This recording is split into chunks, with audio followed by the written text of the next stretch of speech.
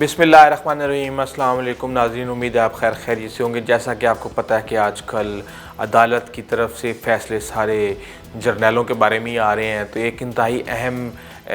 جو ہے نا جنرل قمر باجوہ کے ایکسٹینشن کے حوالے سے سپریم کورٹ کا فیصلہ آیا، تفصیلی فیصلہ آیا۔ فیصلہ تو یہ آ چکا تھا کہ 6 مہینے کا وقت ہم نے دیا، اس کے اندر آپ قانون سازی کریں اور اس کے بعد پھر آپ دوبارہ جو ہے نا آئیں عدالت سے رجوع کریں، اس کے بعد پھر اس چیزوں کو دیکھا جائے گا۔ تو میں یہ سمجھتا ہوں کہ جس طریقے سے جنرل مشرف کے اوپر کیس آیا اور اس کے بعد پھر تفصیلی فیصلہ آیا اور ان کو گھسیٹنے کی باتیں کی گئی ہیں، تو یہ ساری چیزیں بھی آپ کے علم میں ہونی چاہیے کہ یہ سپریم کورٹ نے کیا تفصیلی فیصلہ کیا اور اس کے اندر میاں عمران خان نے کون سی 11 بیسک غلطیاں کی ہیں، جس کو سپریم کورٹ نے بتایا کہ یہاں آپ نے غلطی کی، یہاں آپ نے غلطی کی، یہاں آپ نے غلطی کی، یہ آپ کا اختیار تھا، یہ آپ کا اختیار نہیں تھا، اور اس طریقے سے قانون کا مذاق اڑایا گیا۔ پاکستان کے سپریم کورٹ نے army chief general Qamar Javed Bajwa کی مدت ملازمت میں توسیع سے متعلق کیس کا تفصیلی فیصلہ جاری کیا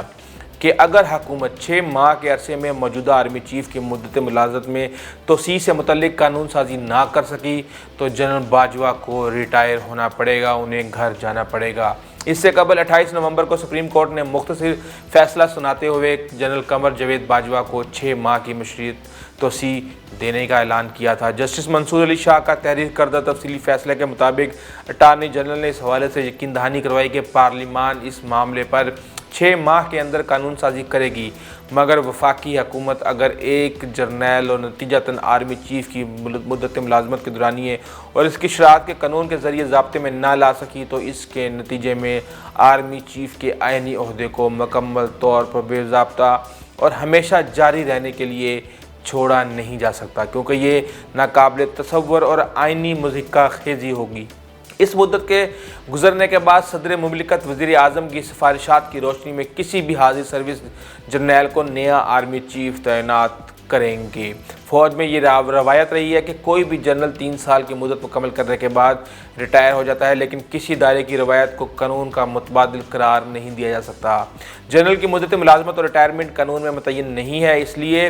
آرمی چیف کی مدت ملازمت کا معاملہ مستقل بنیادوں پر حل کیا جائے۔ چنانچہ منتخب نمائندوں کی ذمہ داری ہے کہ وہ معاملے پر قانون سازی کریں۔ کسی بھی آرمی چیف کی مدت ملازمت میں 3 سال کی توسیع کا ذکر کہیں بھی نہیں ہے اور وزیر اعظم کو ایسا کرنے کا اختیار بھی نہیں ہے۔ اس کے علاوہ آگے کہتی ہے سپریم کورٹ کہ آرمی ریگولیشنز کی دستاویز پر ایک مہر لگی ہوئی ہے جس کے مطابق یہ دستاویز ممنوع ہے اور اس میں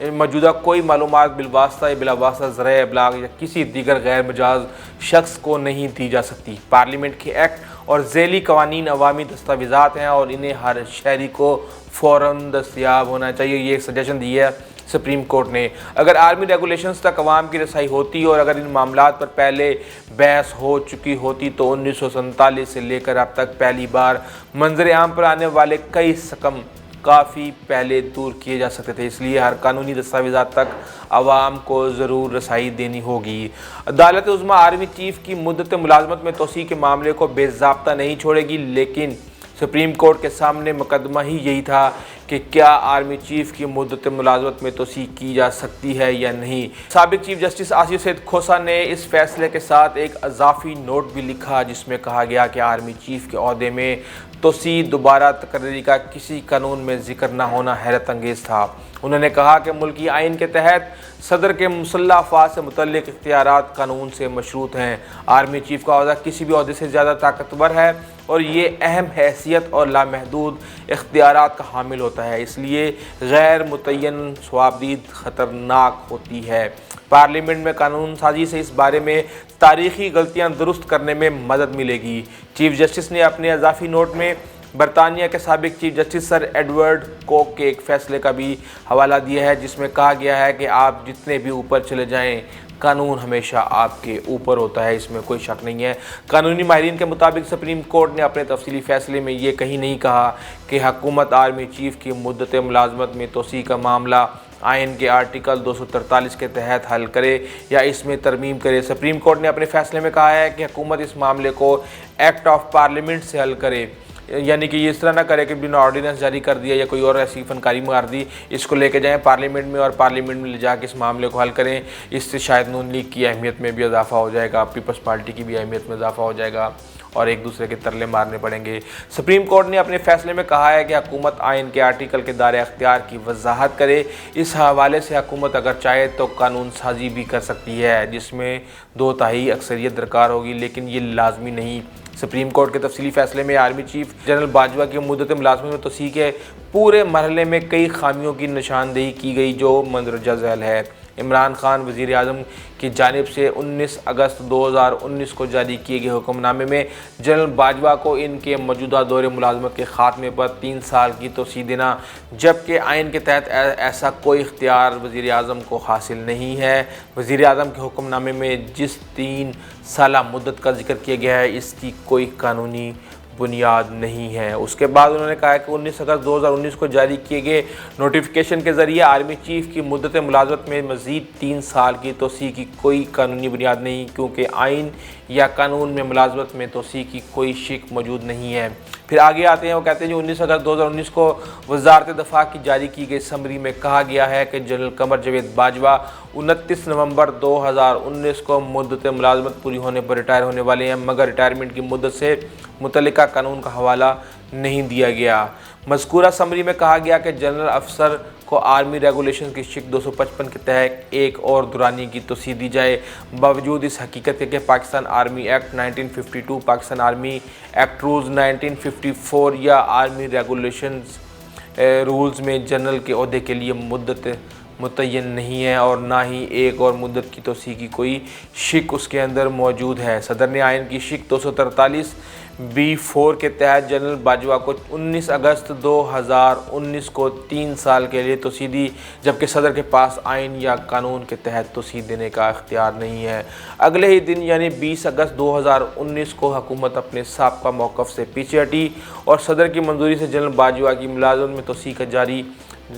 شدہ نوٹیفیکیشن واپس لیے بغیر اس مسئلے کو آرمی ریگولیشنز 255 پر انحصار کرتے ہوئے کابینہ میں لے گئی، جبکہ کسی جنرل کے لیے مدت یا ریٹائرمنٹ کی عمر متعین نہیں ہے۔ 25 میں سے صرف 11 کابینہ ارکان نے سرکولیٹ کی گئی سمری کی منظوری دی، مگر وفاقی حکومت کے اختیار سے اس توسیع کے بارے میں کوئی نوٹیفیکیشن جاری نہیں کیا گیا، اس لیے اس مشق کا کوئی فائدہ نہیں تھا، یہ یوز لیس ایفرٹ تھی حکومت کی طرف سے۔ اس سمری کی سرکولیشن رولز آف بزنس 1973 کے رول